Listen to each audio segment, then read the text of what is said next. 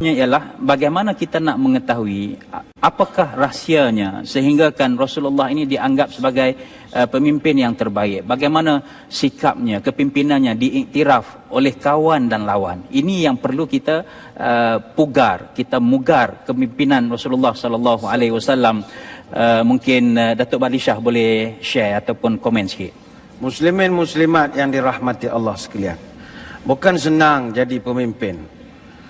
Kalau kita tengok pemimpin ini dikritik, dihina, dipuji, itu macam-macam. Kata orang tua, apa tanda burung perempat memakan gambir sarang berangin? Apa tanda kiamat nak dekat? Orang pandai jadi pemimpin, susah. Orang kutuk dan macam-macam, susah. Sebab itu dalam kesusahan itu, kita nak mencari satu figur yang boleh dijadikan contoh teladan. Dan tidak ada manusia yang terhebat melainkan Rasul sallallahu alaihi wasallam. Banyak hari antara hari tidak semulia hari Jumaat. Banyak nabi antara nabi tidak sehebat Nabi Muhammad. Banyak redup perkara redup alamat hari nak hujan. Banyak hidup perkara hidup kepimpinan Nabi Muhammad jadikan teladan. Nabi ini tidak semua orang suka dia. Hatersnya pun ramai juga. Orang yang tak suka dia ramai. Tapi haters, having anger towards everyone reaching success. Haters kan, kita tak boleh nak buat apa-apa. Majalah Time pernah tulis satu artikel, dalam tempoh 150 tahun, lebih daripada 60,000 naskah buku yang ditulis khusus untuk menyerang Islam, dan lebih dari sebuah buku sehari ditulis untuk memburukkan Rasulullah sallallahu alaihi wasallam. Tapi Nabi relax saja. Nabi teruskan perjuangan. Dan hasilnya kita dapat melihat, walaupun baginda telah pun wafat lebih daripada 1400 tahun, tapi pengikut dia, orang muda sekarang istilah follower dia sekarang sudah mencecah 1.9 bilion di seluruh dunia. Cristiano Ronaldo, Facebook dia baru ada 123 juta followers. Dia punya Instagram baru ada 146 juta followers. Selena Gomez baru ada 133 juta je pengikut dia. Tak ada lawan Nabi kita. Termasuk Datuk ke apa? Kawan tak ada benda-benda macam tu. Oh, tak ada, tak minat. Kawan tak ada Facebook, face to face ada, boleh. Nabi berjaya dalam hidup dia mengubah banyak perkara dari segi kepimpinan. Dia mengubah tabiat minum arak bangsa Arab.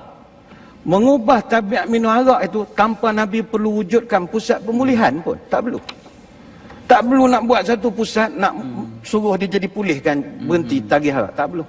Nabi boleh ubah satu bangsa Arab yang dulunya jual tak laku. Bangsa Rom dengan Parsi, seposen pun tak nak bagi pada orang Arab masa itu. Dia orang tak nak jajah. Walaupun Turki, Istanbul, Turki, Jordan, dia semua kawasan Rom. Mereka tak pernah teringin pun nak menjajah orang-orang Arab. Nabi berjaya ubah menjadi bangsa yang hebat. Macam mana Nabi boleh buat? How? Why? What is the because? The because is, Nabi ni, ini dipuji oleh musuh dan kawan dan lawan. Dia kerja berpasukan. Dia kerja secara pasukan. Nabi tak pernah sepanjang hayatnya pergi ke kampung Weng di Baling. Tak pernah sampai dia. Nak buat gena apa tak ada. Nabi tak pernah sampai makan air, tak ada. Tapi ajaran dia boleh sampai ke Baling, Kedah.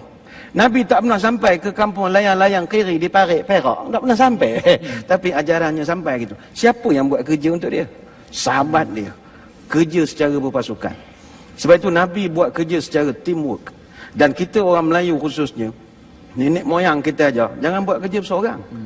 Tengok cerita sastra sejarah Hang Tuah misalnya. Hang Tuah walaupun dia ada keris Teming Sari, tapi tetap diadakan watak 4 orang sahabat dia yang lain. Hang Jebat, Hang Lekir, Hang Lekiu, Hang Kesturi.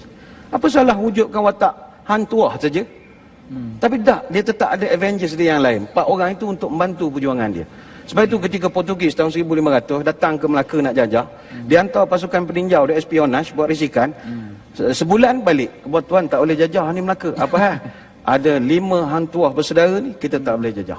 Habis macam mana duit minyak kita rugi ni? Kita carilah mana negara tepi laut mana. Singgah ke Kedah. Turun buat perisikan, tak dan seminggu naik kapal. Tanya apa awak balik cepat sangat? Dia kata, tuan, hak Melaka tu 5 je hang tuah kita tak boleh lawan. Di sini semua hang tuan, lagi bahaya. Lagi hampir mana dah makan ke belum. Dia kata, itu kekal Kedah negeri berdaulat. Tidak ada jajah, tu hebat dia. Darul Aman. Ya? Darul Aman. Begitu juga arwah Tan Sri P. Ramlee. Kalau kita perasan karya dia kalau dia nak bagi filem tu bagus, dia kerja perpasukan. Lepas tu P. Ramlee kalau cerita dia seorang berlakon jarang orang kenal. Sitora Harimau Jadian misalnya. Berapa orang yang pernah nonton?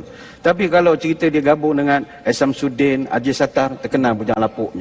Dia bergabung dengan Ibrahim Din A. Tompel, Doremi-nya. Dia bergabung dengan M. Zain Udoma, Labu Labi dan Haji Bakilnya. Kerja secara berpasukan. Sebab itu kalau hidup hendak selamat, Al-Quran dijunjung, dirikan solat. Kalau hidup hendak berkat, rezeki yang dapat bawalah berzakat. Kalau hidup hendak bermatlamat, adat ditatang sepenuh minat. Kalau hidup hendak sejahtera, hukum ditegak, undang-undang dipelihara. Kalau hidup hendak terpuji, fitnah memfitnah hendaklah dijauhi. Kalau hidup hendak terpandang, arif bertindak, bijaklah memandang. Kalau hidup hendak dihormat, bersatulah hati, hiduplah muafakat. Duduk muafakat, menjunjung adat, duduk bersama belapang dada, duduk berkawan bertenggang rasa. Kerana faktor teamwork, kerja berpasukan baginda Nabi SAW itulah menyebabkan Nabi dia kerja dakwah mudah 23 tahun berbanding dengan Nabi-Nabi yang lain. Ada yang ambil masa sampai 950 tahun tetapi tak dapat juga berkembang jauh sebab dia bersendirian. Ini yang kita boleh belajar selaku seorang pemimpin. Ayuh kerja berpasukan. Wallahualam. Berpasukan ya. Forum pun kena berpasukan. Betul. Berpasukan. Kalau moderator seorang-seorang tak jadi forumnya. Ustaz Don.